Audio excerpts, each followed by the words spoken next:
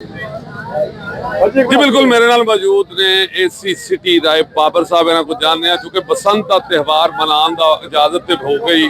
तो 6, 7, 8 फरवरी वाले दिन हर छत के उत्ते आई बोकाटा दी आवाज़ां भी आनगियां ते गुड्डी वांगू गुड्डियां उड्डणगियां भी। इस हवाले नाल मेरे नाल एसी सिटी साहब मौजूद ने राय बाबर साहब दसना सर कि एक पासे ते सख्ती सी कि पतंगबाजी नहीं होगी लेकिन दूसरे पासे हुकूमत ने पतंगबाजी वास्ते 3 दिन मुख्तस कर दिते ने गिन बिच के हुण 3 दिन ने कि 3 दिन च हर तरह की खुल दी जाएगी लोगों को गुड्डी उड़ाने वालियां नूं। ਇਹਦੇ ਸਭ ਤੋਂ ਪਹਿਲੇ ਤੇ ਹਕੂਮਤ ਦਾ ਬੜਾ ਵੱਡਾ ਇਕਦਾਮ ਹੈ ਕਿ ਬਸੰਤ ਨੂੰ ਲਾਹੌਰ ਦੀ ਆਵਾਮ ਵਾਸਤੇ ਫਿਲਹਾਲ ਪਹਿਲੀ ਫੇਜ਼ ਰਿਵਾਈਵ ਕੀਤਾ ਗਿਆ।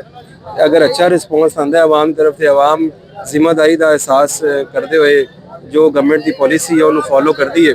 ਤੇ ਹਕੂਮਤ ਦਾ ਫਿਰ ਨੈਕਸਟ ਈਅਰ ਪਲਾਨ ਇਹ ਵੀ ਹੋ ਸਕਦਾ ਹੈ ਕਿ ਪੂਰੇ ਪੰਜਾਬ ਵਿੱਚ ਹੋ ਜਾਏ ਜਾਂ ਫੇਜ਼ ਵਾਈਜ਼ ਡਿਸਟ੍ਰਿਕਟ ਜਿਹੜੇ ਹਨ ਉਹਨਾਂ 'ਚ ਹੋ ਜਾਏ। ਬੜੀ ਸਖਤ ਰੈਗੂਲੇਸ਼ਨ लॉ एक्ट बनाया गया इहदे ते अगर कोई वायलेशन करेगा तो उन्हें 5 साल 10 साल सज़ा भी है फाइन भी है ते हुण जिम्मेदारी आवाम ते है कि आवाम इन्हूं किस तरह लैंदी है। वो वायलेशन अगर करेगी तो ज़ाहिर गल है कोई ना कोई अल्लाह ना करे वो कैजुअलिटी होंदी तो फिर हर चीज़ रैप अप करनी पैंदी है। तो आवाम की इन्हूं सब तो वड्डी जिम्मेदारी ये है कि जिन्हां कोल बाइक्स ने तो सब ने असीं अज ला रहे हैं रॉड्स वगैरह इंस्टॉल कर रहे हैं तो कोशिश यही है कि जिन्नियां भी लाहौर बाइक्स हैगियां ने ਉਹ ਸਾਰੀਆਂ ਉਹਨਾਂ ਦੇ ਰੋਡ ਇੰਸਟਾਲ ਹੋਣ ਤੇ 6, 7, 8 ਫਰਵਰੀ ਨੂੰ ਇਹ ਵੀ ਹਕੂਮਤ ਸੋਚ ਰਹੀ ਹੈ ਕਿ ਪਬਲਿਕ ਟਰਾਂਸਪੋਰਟ ਨੂੰ ਪ੍ਰੈਫਰ ਕੀਤਾ ਜਾਏ ਪਬਲਿਕ ਟਰਾਂਸਪੋਰਟ ਵੀ ਆਵਾਮ ਵਾਸਤੇ ਫ੍ਰੀ ਕੀਤੀ ਜਾਏ। ਸਰ 101 ਜਗ੍ਹਾ ਦੇ ਉੱਤੇ ਅੱਜ ਜਗ੍ਹਾ ਜਗ੍ਹਾ ਸਟਾਲ ਲਾਏ ਨੇ ਕਿ ਲੋਕਾਂ ਨੂੰ ਫ੍ਰੀ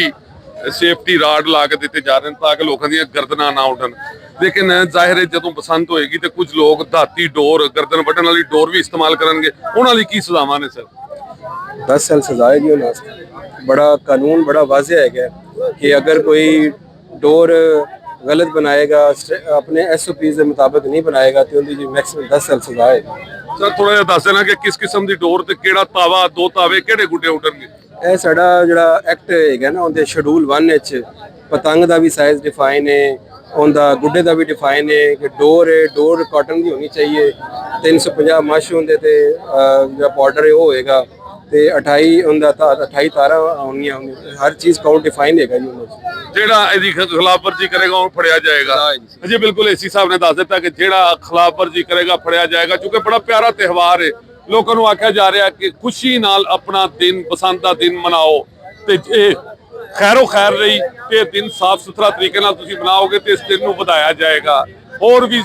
ਸ਼ਹਿਰਾਂ ਦੇ ਵਿੱਚ ਇਹ ਦਿਨ ਮਨਾਉਣ ਦੀ ਇਜਾਜ਼ਤ ਦਿੱਤੀ ਜਾਏਗੀ ਲੇਕਿਨ ਅਗਰ ਤੁਸੀਂ ਗੈਰ ਕਾਨੂੰਨੀ ਕੀਤੀ ਤੇ ਨਾ ਸਿਰਫ ਫੜੇ ਜਾਓਗੇ ਨਾਲ ਹੀ ਨਾਲ ਤੁਹਾਨੂੰ ਸਜ਼ਾਵਾਂ ਵੀ ਮਿਲਣਗੀਆਂ। ਬਸੰਤ ਮਨਾਓ 6, 7, 8 ਫਰਵਰੀ ਬਹਰਹਾਲ ਕਾਨੂੰਨ ਦੇ ਅੰਦਰ ਰਹਿੰਦਿਆਂ ਹੋਇਆ ਜੀ।